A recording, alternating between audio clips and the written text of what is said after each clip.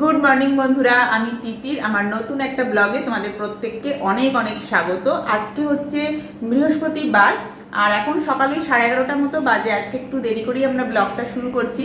আর এই আর্যবাবুর এখন দুষ্টুমি চলছে। আর্যবাবুর কিন্তু স্কুলে ছুটি পড়ে গেছে, মানে ওর স্কুলের ছুটি পড়ার কথা ছিল 17 মে থেকে, মানে 17 মে স্কুল হয়ে ছুটি পড়ার কথা ছিল। তো প্রচণ্ড গরমের জন্য ডিক্লেয়ার হয়েছে যে স্কুল বন্ধ রাখতে হবে গভর্নমেন্ট থেকে। তো যাই হোক, মানে স্কুল এখন ছুটি, সামার ভ্যাকেশন পড়ে গেছে। তো আমরা এখন বাড়িতেই সারাদিন প্রচুর দুষ্টুমি করছি, তাই তো। আর আর্যবাবুর মায়ের দুজনেরই চান হয়ে গেছে, প্রচণ্ড বাইরে গরম। তো এখন ব্লগটা শুরু করছি। আজকে সারাটা দিন সাথে থেকে রিকোয়েস্ট রইল। স্কুল তো ছুটি পড়ে গেল বাবাই। যা, তাহলে আমরা এখন স্কুল যেতে পারবো না। তা আমাদের যে সামার ক্যাম্প হওয়ার কথা ছিল সেটাও হলো না। হ্যাঁ, কবে বৃষ্টি হবে তুমি বলো। আর্যর স্কুল ছুটি শুনে মনটা একটু খারাপ হয়ে গেছে। হয়তো ভাবছে রোজ বন্ধুদের সাথে দেখা হতে হবে না। আর এখন আমি পুজোটা করে নিই, এরপরে আর্যকে খাওয়াবো। তবে তার আগে মাছ ভাজতে হবে, মাছটা ভাজবো, তারপরে আর্যকে খাওয়াতে বসবো। রোজ দিন পুজোর ফুল আনা হয় না, তবে কালকে নিয়ে এসেছিলাম। আজকে ওই জন্য পুজোর ফুল আছে। বেশিরভাগ দিনই আগের দিন চেষ্টা করি নিয়ে আসতে। খুব কমই হয় সকালবেলায় গিয়ে আনি। আবার এরকমও হয় যে ফুল আনা হয়নি, ফুল ছাড়াই পুজো হয়ে গেল, এরকমও হয়। তো দেখো, আমার পুজো হয়ে গেছে। এরপর আমি রান্নাঘরে এলাম, ওপর একটু পরিষ্কার করে নিলাম। এরপর মাছ ভেজে আর্যকে খাইয়ে দিই, তারপরে বাকি রান্নাঘরটা পরিষ্কার করব। হ্যাঁ বাবা, হ্যাঁ বাবা, স্কুল এখন ছুটি। তোমাকে একটু স্কুলে যেতে ইচ্ছা করছে? আচ্ছা, তাহলে কবে গরমটা কমবে আবার আমরা স্কুলে যাব? ওটা কি হলো, সব পড়ে গেল? যা, আচ্ছা মাম্মা গুছিয়ে দেবে। আর যে হেল্প করে দেবে একটু মাম্মাকে, মাম্মা গুছিয়ে দেবে। ওকে, চলো আমরা এখন একটু ভাতু খেয়ে নিই, ঠিক আছে? ভাতু খেয়ে ঘরের ভেতর ঢুকে যাব। হ্যাঁ চলো এখন। না, এখন তো একদম বাইরে যাব না বাবা, যা গরম না, কি কষ্ট হবে। হ্যাঁ,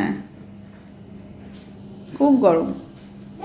এতদিন আর্যকে খাওয়ানোর সময় ওর কোনো পছন্দের খেলনা বা ছবির বই টই নিয়ে বসতাম। ইদানিং দেখছি একটু গল্প শুনতে ভালোবাসছে। তো এই সময়টা ওই জন্য একটু চেষ্টা করি ওকে একটা করে রোজ গল্প বলতে। প্রথমে শুরুটা তো এরকমভাবেই করি যে এক জায়গায় বসিয়ে গল্প বলতে বলতে বা কোনো ছবি দেখিয়ে খাওয়াবো।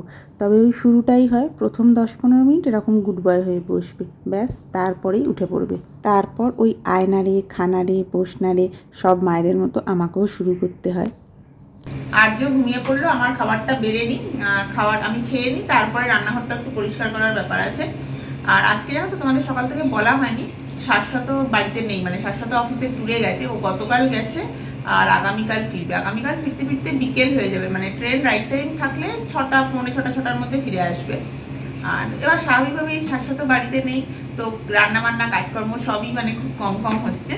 কারণ আমি ওই আর্যর যেটা হচ্ছে আর আলাদা করে কিছু করতে আমার ইচ্ছে করছে না। তো এই গরমের মধ্যে আর্যবাবুর যেটা করছি সেটাই খেয়ে নিচ্ছি। তো আজকে দুপুরবেলা আর্যর যেটা মেনু দেখলে আমারও সেটাই, তবে ওর মাছ ভাজা ছিল দেখলে। আর আমার মেনু হচ্ছে কালকের মাছটা করে রেখেছিলাম, মাছের ঝাল। তো ওই মাছের ঝালটা গতকালের বার করে নিয়েছি ফ্রিজ থেকে, গরম করাও হয়ে গেছে। আর এখন ডাল বাকি নিয়ে নেবো আর কি, ওই আম দিয়ে ডাল করেছি। অনেককেই আমি বলতে শুনি যে কাজ করতে করতে রান্নাঘর পরিষ্কার করতে থাকে। আমি না ওটা একদম পারি না। মানে যখন কাজ করি একটু একটু করে ঘাঁটতে ঘাঁটতে একেবারে রান্নাঘরটা যা তা অবস্থা হয়ে যায়, যখন সব শেষে গিয়ে আমি গুছোই। কাজ করতে করতে ভাবি এটাও তো লাগবে, ওটাও তো লাগবে, এটাও সামনে থাক, এই করতে করতে সামনে সমস্ত কিছু চলে আসে। তারপরে যখন প্রচণ্ডভাবে দেখি এলোমেলো হয়ে গেছে, ছত্রাকার হয়ে গেছে, সব কাজ শেষে তখন গুছোই। আমার খালি মনে হয় রান্নাবান্না হয়ে গেলে সব শেষে পুরোটা তো একবার ভালো করে পরিষ্কার করতেই হবে। তাই আর আলাদা আলাদা করে টুকটুক করে করে কোনো লাভ নেই, ওই সবটা একসাথেই ফেলে রাখি, আর তখনই এত জমে যায়। খেয়ে নিই আমি ঝটপট। এই যে আমার টকের ডাল আর মাছের ঝাল আর একটু শেষ পাতে দই রেখেছি, চলো খেয়ে নিই। আমি ভেবেছিলাম কিছু একটু ভাতে দেবো, আর একদম যখন ভাতটা করেছি আর একদম মাছ থেকে বেরিয়ে গেছে। আর এখন একটু পাপড় টাপড় ভেজে নিলেও হতো, কিন্তু ওই যা হয়, আমার আর এই গরমে কিচ্ছু ইচ্ছে করছে না। রাত্রে দেখা যাবে, রাত্রিরেরটা।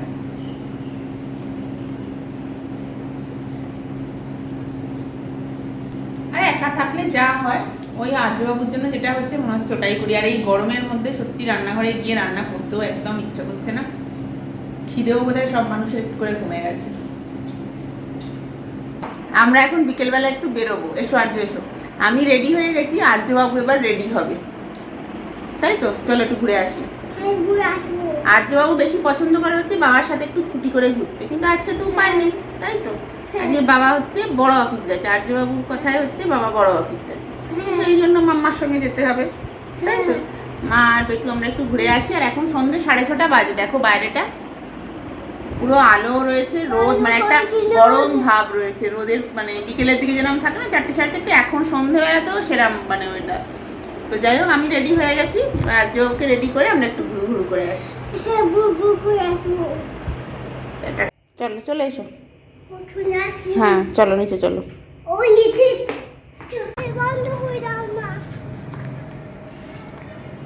এখনো যেন গরমের একটা হলকা দিচ্ছে। জাস্ট ঢুকলাম, কি যে গরম, পুরো হাঁপিয়ে গেছি। হ্যাঁ ওয়াটার খাচ্ছে, আর তো জল খাচ্ছে, প্রচন্ড গরম। সোসাইটি থেকে বেরিয়ে সামনেই একটুখানি ভাবলাম হেঁটে চলে আসবো, বাপরে বাপ কি গরম। জানলাগুলো বন্ধ করে গেছি, এই ডাইনিংটা পুরো ফার্নেস হয়ে আছে। দাঁড়াও আগে জানলাগুলো খুলে দিই, যদিও বাইরে কিছুই হাওয়া দিচ্ছে না, তবে ওই জানলাগুলো খোলা থাকলে ঘরটা তো খোলামেলা লাগবে, এটাই যা। এখানে নাকি রবিবার বৃষ্টির সম্ভাবনা আছে, এখন রবিবার অবধি সবাই অপেক্ষা করে আছি কবে বৃষ্টি হবে, একটু ওয়েদারটা ঠান্ডা হবে। কলকাতাতেও তো এখনও বৃষ্টি হয়নি, শনি রবিবার বৃষ্টির সম্ভাবনা রয়েছে। আর এই যে আর্যবাবু এসে এত গরম হয়েছে, জামা খুলে দিয়েছে, ও এখন গেঞ্জি কিছুতেই পরবে না। তবে এখানকার গরমটা জানো তো একদম শুকনো, মানে ড্রাই ওয়েদার তো এখানে, যতই গরম হোক ঘাম কিন্তু একেবারে হয় না, নাক মুখ জ্বলে যাবে তবু কিন্তু একটুও ঘাম হবে না। এখন একটু চা খাচ্ছি, চায়ের আমার এখন একটু চা নিয়ে বসলাম। সন্ধ্যেবেলা একটা চা ছাড়া মানে অসম্ভব, যতই গরম করুক এই সন্ধ্যেবেলার চাটা লাগে আমার। সারাদিন চা লিখে থাকে না, আমি খাইও না, আজ করে মিল্কশেক খাই না, কিন্তু এই সন্ধ্যেবেলাটা চা চাই। আর আর্যবাবু দুধ খাবে, কি চাই বলো? আমি তো চা খাচ্ছি আর আর্যবাবুকে এখন দুধ খাওয়াবো। তবে আজকেও একটু বিস্কুট খাবে বলছে, মানে এমনিতেও খুব একটা বিস্কুট খায় না বা দিইও না, মিষ্টি থাকে বলে। তবে আজকে দেখেছে যে চকলেট বিস্কুট, ওই জন্য একটুখানি বলছে খাবো, তো সেই জন্যই ওকে হাতে দিয়েছি। শাশ্বত অফিসের ট্যুরে বাইরে গেলে আর্য এই সময়টা বাবাকে খুব মিস করে, মানে বিকেলের পর থেকেই। ওর তো অভ্যেস ঘুম থেকে ওঠে তারপরে হয়তো খায়, কি এক একদিন ঘুম থেকে উঠে হয়তো সবে জল টল খাচ্ছে, বাবা এসে যায়, তো তারপরে টাইমটুকু যেহেতু বাবাকে পায় ওর অভ্যেস, তো বাবা ট্যুরে গেলে ওর এই সময়টা থেকে খুব মানে একটা বিরক্তি ঘ্যান করতে থাকে, মানে খুব ওকে বেশি বেশি সময় দিতে হয়, বারবার বাবাকে ফোন করতে থাকবে। আর শাশ্বতকে মাঝে মাঝেই জানো তো ট্যুরে যেতে হয়, মানে মোটামুটি ধরো মাসে একবার তো যাই, বরং এই ট্যুরটা খুব কম দিনের জন্য, মানে মাত্র 2 দিন, বেশিরভাগই কিন্তু 4 দিন, কখনো কখনো 5 দিনের জন্য যেতে হয়। এখন আমরা লোটাসে কালার করব, তাই তো? তুমি করো, করো। এখন আর্যর স্কুলে দেখি মাঝে মাঝে এরকম কালার করায়, তো আমি ওকে বললাম আয় একটু কালার করি, ও নিজে 2-1বার চেষ্টা করে আমাকে দিয়ে দিল, মানে এবার তুমি করো, ও বলে বলে আমায় দেবে, আমাকে করতে হবে, আবার বলবে আমি শেখালাম। আমি চেষ্টা করি আর্যকে অনেকখানি সময় দিতে, আর এই সময়টায় মানে শাশ্বত বাড়ি না থাকলে সন্ধ্যের পর থেকে কাজকর্মও কিছু থাকে না, তো অনেকটাই সময় ফাঁকা পাওয়া যায়, তো সবটাই চেষ্টা করি আর্যকে দিতে। শাশ্বত বাড়ি থাকলে এই সময়টা ও শাশ্বতর সঙ্গেই খেলে। আর্য এখন খেলছে, আমি ঝটপটেই ঘরটা একটু গুছিয়ে নিই, মানে ও খেলেছে, বিছানাটাও ঠিকভাবে গুছানো নিই, একেবারে বিছানা ঠিক করে নিই, আর মেঝেতেও প্রচুর খেলনা টেলনা ছড়িয়ে আছে, তো ওগুলো একটু ঠিক করে নিই, তারপরে আর্যকে খাওয়াবো। আর আজকে ঘুম থেকে উঠলাম, উঠে দেখছি ঘড়িটা, বেডরুমের ঘড়িটা বন্ধ হয়ে গেছে। সেটা যখন একটু বিকেলে বেরোলাম ভাবলাম ব্যাটারি নেবো, ভুলেও গেছি, সেটা বন্ধ। আবার এখন সন্ধ্যেবেলায় এসে দেখছি যে রান্নাঘরের আলোটাও জ্বলছে না, বাল্বটা, মানে আজকে সব খারাপ হয়ে যাচ্ছে। তো যাই হোক কালকে আমি শাশ্বতের জন্য সব করে রইল, ও আসবে, রান্নাঘরের বাল্বও লাগাতে হবে, ব্যাটারি পাল্টাতে হবে। সবে সবে তোমাদের বললাম ঘড়ির ব্যাটারি আর রান্নাঘরের আলোটা খারাপ হয়ে গেছে, আর এই মুহূর্তে কি হলো বলো তো, ফোনটা চার্জে দিতে গিয়ে দেখছি চার্জারটাও খারাপ হয়ে গেছে। মানে আজকে সকাল থেকে কি হলো কে জানে, সব জিনিস একটার পর একটা খারাপ হচ্ছে।